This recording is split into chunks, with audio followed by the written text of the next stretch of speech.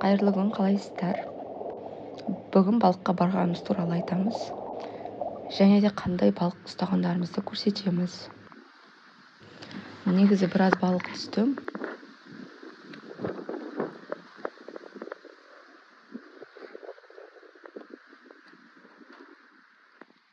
Тағы да қара балық түсіп жатыр.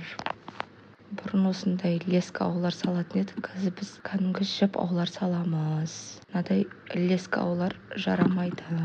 Тек қара балық аулауға болмаса, онымен шортандар жыртып шығып кетеді бірден.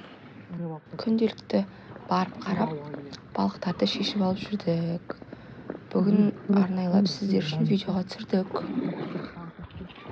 Подхоздың қасындағы су. Ұнаса лайк басып, комментарий қалдырыңыз.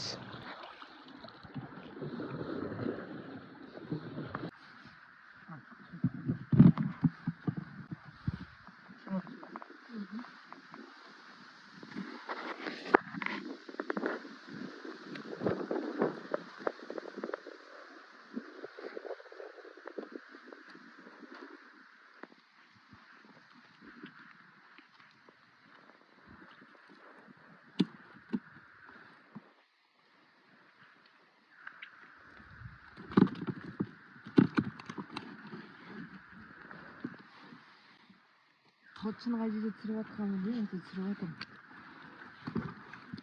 Айналып кетті бе? Айналып кетті. Жаңа ескермей еді.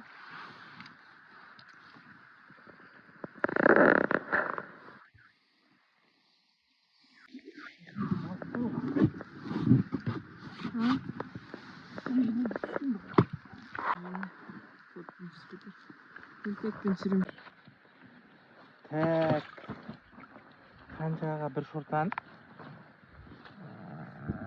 сосын бір сап-сары қара балық. Бір жерден түсіп екеуі. Қалай күшті ме? Табақ түсіріп жүр алдында. Бүгінгі олжа. Бүгін нешесі?